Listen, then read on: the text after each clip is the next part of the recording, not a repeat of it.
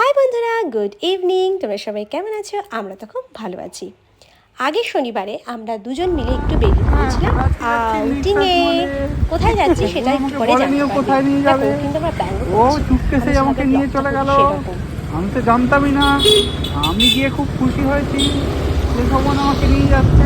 যেহেতু ওখানে ওই গিয়ে আমরা দিনকে কি করলাম ওর একটু তাও তাড়াতাড়ি তোমাদের অফিস থেকে বলছি। ফিরেছিল, তাই ও আমি বললো ফটাফট রেডি চলো হয়ে গেলাম তোমার তো 10 নেক্সাস মলে মিনিটে। যাওয়ার ইচ্ছা, তো আসলে তো তোমাকে 8 নিয়ে ঘন্টা। আসি, সেখানেই যাবো। তো আমি যে নেক্সাস মলটাতে যেতে চেয়েছিলাম কিন্তু সেটা তো আমাকে নিয়ে তারপরে যাবে। কিছু না। আমাদের কাছাকাছি হোয়াইট ফিল্ডের দিকে একটা নেক্সাস মল ছিল, তারপরে সেটাতেই আমরা আমাকে যাচ্ছি। নিয়ে গেছিলো। ওটা কিন্তু আমি এখানকার লোকেশনগুলো খুব একটা ভালো চিনি না, তাই নামটা ঠিকঠাক করে বলতে পারবো না।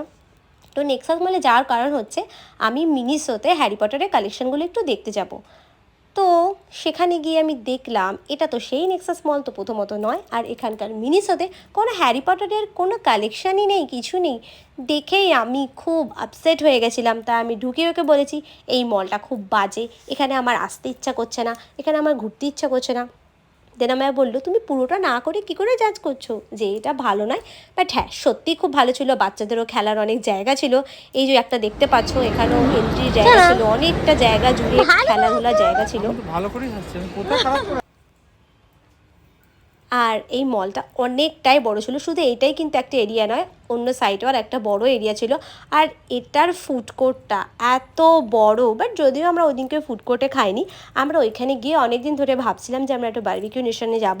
তো ওখানে গিয়ে আমরা অন দ্য স্পট একটা স্লট বুকিং করি নিয়ে, আই থিঙ্ক 9:45 স্লট আমরা বুক করেছিলাম। গিয়ে আমরা চারিপাশটা এদিক ওদিক একটু ঘুরতে ঘুরতে ওর ফোন কলস, মানে অফিসের ফোন কলসে রিসিভ করতে করতে আমরা চলে গেছিলাম বারবিকিউ নেশনে। সেখানে গিয়ে দেখি বেশিরভাগ স্টাফরা তো বাঙালি। গিয়ে তো কমফর্ট জোনে চলে এসেছি। অ্যান্ড সত্যি কথা বলতে বাঙালিকে দেখে খুব মজাই পায়, তারাও আমাদেরকে দেখে খুব মজা পেয়েছিল।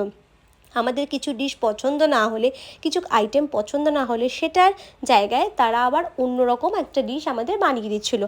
বাট হ্যাঁ, এই জিনিসটা আমরা কলকাতার বারবিকিউ নেশনে ওই ফ্যাসিলিটিসটা পেয়েছিলাম, এখানেও সেটাই ছিল। আমাদের যেরকম একটা মাটনের আইটেম পছন্দ হয়নি, সেটা একটু পরেই বলবো, তো সেটার জায়গা আমাদের একটা অন্য মাটনের ডিশও বানিয়ে দিয়েছিল। তো এই দেখো আমাদের ওভেনটা চলে এসছে। দেন ফার্স্টে শুরু হয়েছে ভেজের আইটেম। এই দাদাটাও কিন্তু বাঙালি ছিল। তো ভেজ দিয়ে শুরু করছি। পনির অত বেশি ভালো খায় না শোভন, তবুও খেয়ে নিয়েছিল ওই দিনকে, ভালোই ছিল। আর এই ফুচকাটা তো আমার ওদের খুবই ভালো লাগে, যদি টক জলটা এটা ওদের অতটাও টেস্টি হয় না, বাট তাও অনেক দিন পরে আমি একটু ফুচকা খাচ্ছিলাম, আমার খুব ভালো লাগছিলো সেটাই। শোভনের খুব একটা ভালো লাগেনি, বাট আমার কিন্তু খুব ভালো লেগেছিলো। ও মনে হয় একটা কি দুটো খেয়েছিল, বা একটাই খেয়েছিল, আর বাকিগুলো পুরো আমি খেয়ে নিয়েছিলাম। তো আমার খুবই ভালো লাগে, আর বারবিকিউ ফুচকাটা আমার ভালো লাগে খুবই। ঠিক আছে। আর ওদের কী কী জিনিস ভালো লাগে একটু পরেই তোমাদেরকে আমি বলবো। ওদের একটা আছে সুইট কর্নের, ওইটা আমার তো খুব ভালো লাগে, যদি ওটার মনে হয় ভিডিও না হয়নি, বাট তবুও ওটা আমার খুবই ভাল লাগে। আর এখানে ফার্স্টে পনিরের আইটেমগুলো দিয়ে দিচ্ছে। ও আমাকে একটু বেশি বেশি খাওয়ানোর চেষ্টা করে অল দ্য টাইম, বাট আমি খেতে পারি না। তো বারবিকিউ নেশনে ওই জন্য আমাকে নিয়ে যেতেও চায় না, ও বলে তুমি বেকারই যাও ওখানে। তো আমিও সত্যি কথা বলতে বারবিকিউ নেশনে আমি নিজেও যেতে চাই না। তো আমার খাবার কটা প্রন স্টিক খেলে? ফুলফিল করে দেবে। 4টে মাত্র 4টে দিয়েছে। 4টে? আর ফিশ কটা? তার মধ্যে তুমি কিছুটা নিয়েছো।